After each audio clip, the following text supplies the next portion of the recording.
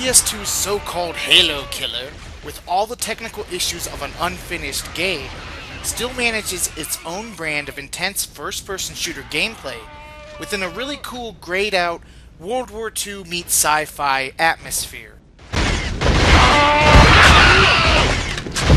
Donkey Kong Country. While some modern critics have labeled this game as overrated, with its tight controls, its well-thought-out level designs with all sorts of hidden areas and bonus modes defined, and awesome soundtrack, still make this one of the best 16-bit platformers. Fighter's Destiny.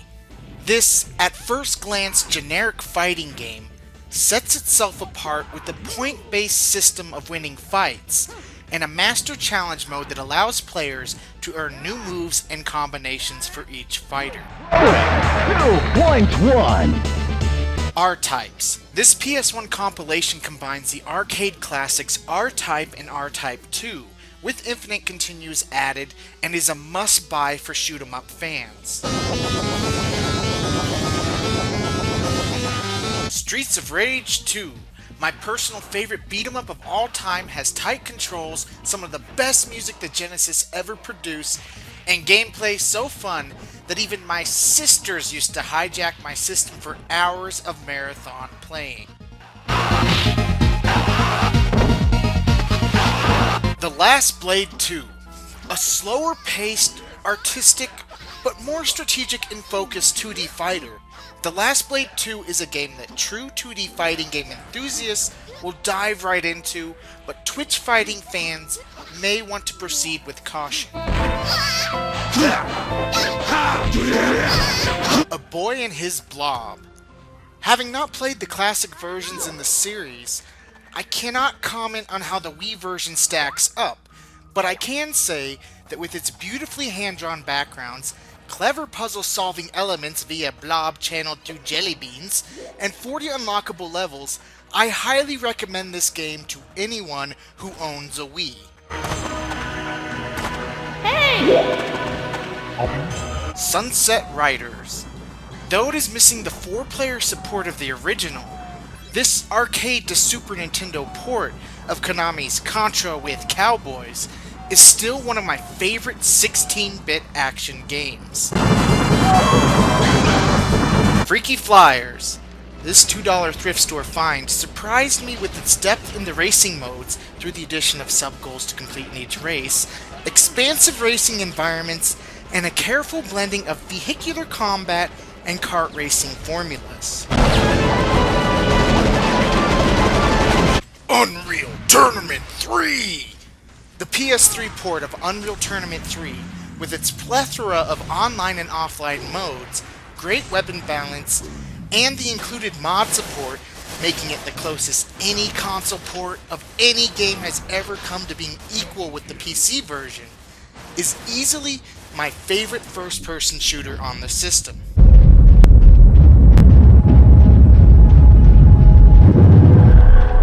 The Munchables.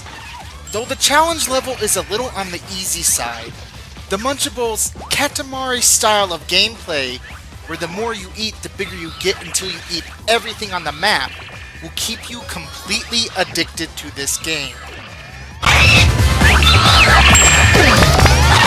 Crazy Taxi! The game won't keep you for hours in one sitting, but its fast-paced, edge-of-your-seat while driving through, for the time, massive city environments gameplay has prolonged replay value stretched out in playing 10 crazy minutes here, or 20 crazy minutes there, over a longer period of time. That was too dangerous! Star Wars Rogue Leader Rogue Squadron 2. With its tight gameplay, high challenge level, and performance-based unlockables, Rogue Leader packs enough gameplay wallop to prove that it was more than just the best eye candy in the Gamecube's launch lineup. Panzer Dragoon Orta. I admit, outside of Saga, the Panzer Dragoon series has always been a glorified rail shooter series, but this fourth installment still retains those rail shooter mechanics within a series trademark interesting otherworldly atmosphere that becomes just as much a part of the experience as the gameplay. Barbie Race and Ride. This game sucks. Rage Racer. While in a post-Gran Turismo world, you won't be impressed by the basic tuning options or the amount of unlockable cars, this nearly forgotten, darker paleted third game in the Ridge Racer series still has that buttery smooth, arcade-style racing gameplay that makes this series great. Doom 32X. From a playability standpoint, the 32X port of Doom plays great, despite not even having as many levels as a Super NES version and the "it's so terrible, it has grown on me to the point that I kind of like it" music.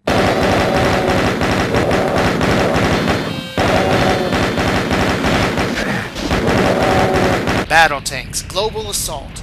Whether blowing things up in the single-player story mode or the mayhem of the multiplayer modes, blowing things up never seems to get old in what is one of my favorite Nintendo 64 games. Gun Griffin. This large-field, mission-based mech shooter has an addictive strategic feel to its gameplay, and the tough-to-learn controls eventually give it almost a sim feel to where you would imagine that your giant mech would actually control that way.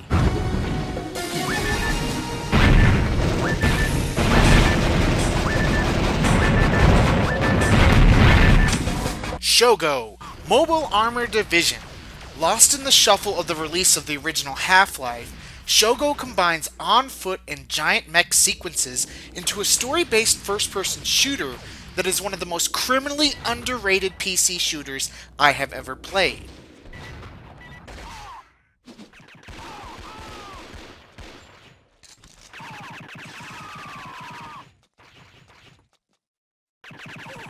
Mortal Kombat 2. This Game Boy port of MK2 actually plays surprisingly well, considering the hardware and the lack of buttons.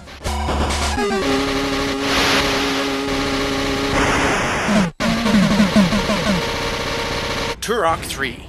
Released in the stiff competition of the PS2's launch, and the release of The World Is Not Enough on the N64 and Medal of Honor Underground on the PS1, this Turok has a Half-Life inspired single player, split between two characters with different branching segments in each level, and a pretty decent bot deathmatch, making this the best game in the series. Hurry, we can get up to the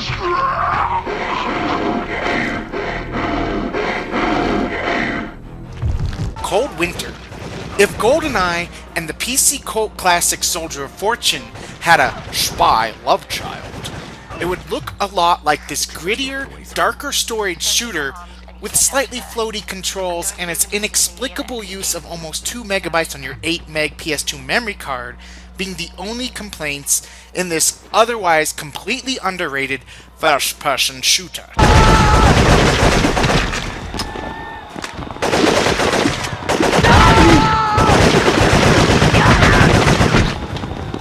Guardian Heroes. With its multiplane environments, branching paths, RPG-style leveling system, 6-player fighting game mode, and storyline, Guardian Heroes proves that the Saturn didn't only have vastly superior 2D fighters when compared to the PS1, but also had, hands down, the best library of beat-em-ups in that entire generation of gaming. Food Fight.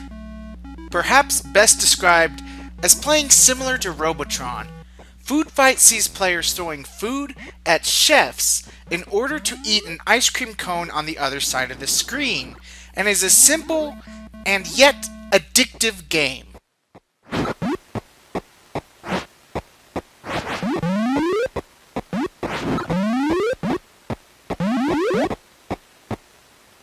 Ratchet and Clank Future, A Crack in Time.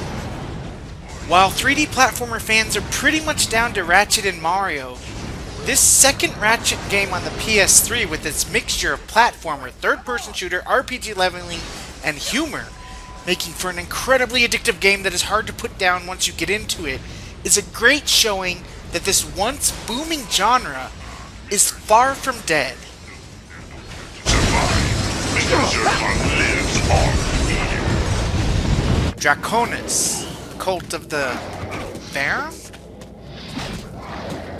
While I am not sure if this overlooked Dreamcast game is an official or unofficial sequel to the overlooked PC game, Die by the Sword, I can say that if you can get past the tough-to-get-a-handle on controls, you'll find a very good action-adventure game that is worth a look by all Dreamcast owners.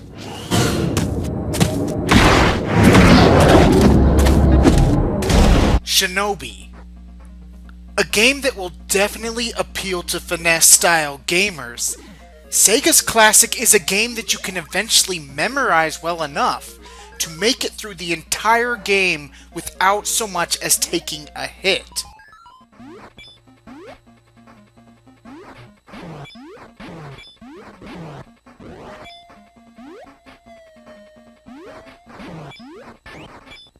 Mario Bros. I may be too young to be an Atari-age gamer, but this VCS port, with its crude visuals, minimalistic sounds, and gameplay that is still fun and engaging to this day, would have been a must-buy for me had I owned a 2600 in its heyday, and is still worth a look for collectors.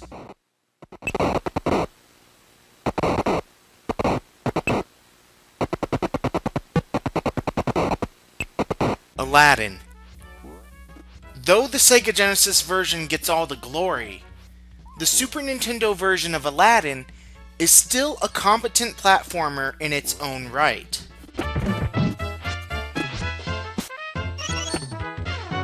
S.L.A.I, Steel Lancer Arena International. This sequel to the Xbox game Phantom Crash takes the customization of the Armored Core series and infuses it into a simulated online world with a tough degree of difficulty and over 50 hours of gameplay, making for a deep, rewarding, criminally underrated experience.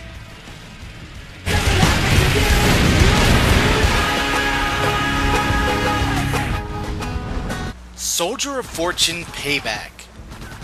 Though I understand the complaints of the series fans, and why the mainstream gaming media, with their high and lofty opinions so much higher than the rest of us mere mortals, hated it.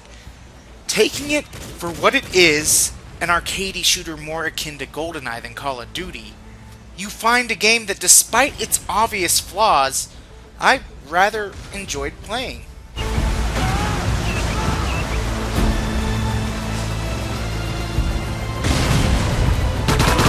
Lair. I understand the backlash over the forced 6-axis controls, but this Factor 5 developed game plays a lot like Rogue Leader with dragons at its core, and was quite frankly unfairly raped by the gaming media at the time. Nice one, Ron. The Legend of Zelda, The Wind Waker.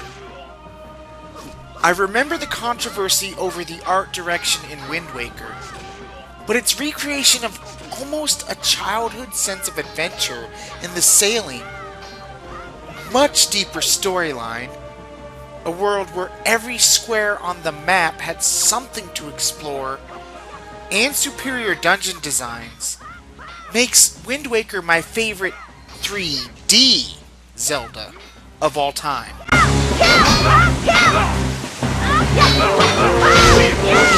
Teenage Mutant Ninja Turtles Hyperstone Heist. Considering this is the one I've owned since I was 9 years old, though not going without playing Turtles in Time on the Super Nintendo at that time, it should be no surprise that I actually like Hyperstone Heist on the Genesis better than Turtles in Time on the Super Nintendo, though I still love Turtles in Time. But in hindsight, owning both of them on their original systems, Mode 7 effects and slightly smaller sprites aside, Hyperstone actually controls and plays a little smoother overall.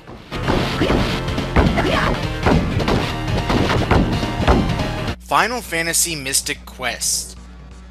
Released as a beginner's RPG, Mystic Quest, though watered down in some areas, still has some RPG charm in it, and an amazing soundtrack, but I would suggest it as more of a curiosity than a serious Super Nintendo RPG.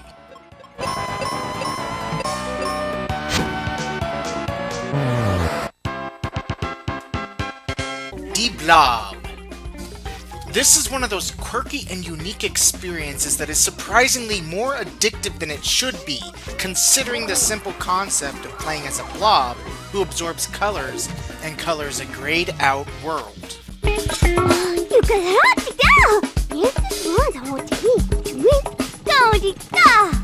Omega Boost. To roughly paraphrase one Game FAQ's member, the Saturn had Panzer Dragoon, and the N64 had Star Fox 64 as their big blockbuster rail shooters. But Omega Boost is the closest the PS1 got to either of those two titles, and while I agree that Omega Boost isn't quite up there with those two, it is still a tough but really well made combination free flight and rail shooter that is worth a look. Oddwolrd, Munch's Oddysee. Oddwolrd inhabitants really did a bang-up job of not just seamlessly transitioning the interestingly humorous, dark, and odd world of the original games into 3D, but also transitioning the gameplay and puzzle-heavy focus, truly making it feel like Oddwolrd in 3D. Get 'em.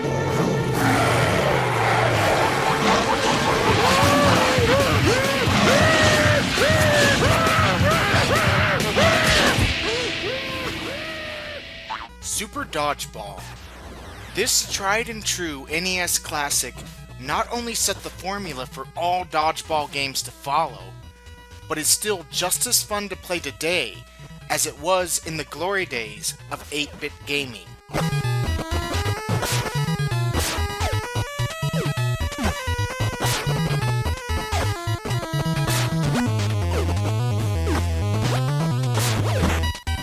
Tekken 3.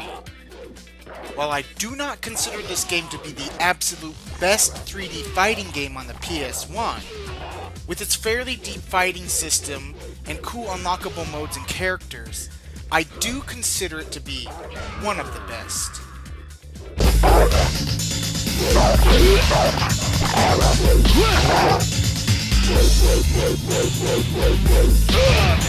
Final Fantasy VIII. An incredibly addictive 40 to 50 hour card battle game with a pretty decent RPG minigame on the side.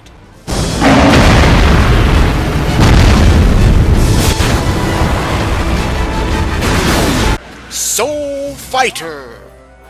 Long forgotten, and for very good reason, among the Dreamcast launch games, this pure cheese beat-em-up would have actually been a lot better if it had allowed for more than one player.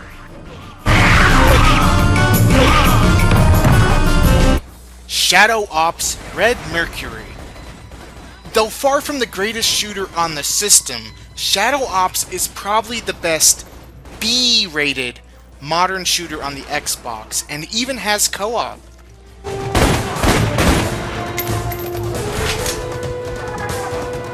Pac-Man. Okay, so the VCS version of Pac-Man is pretty much an abomination when compared to the arcade original. Taken for what it is, however, it's actually still pretty fun overall.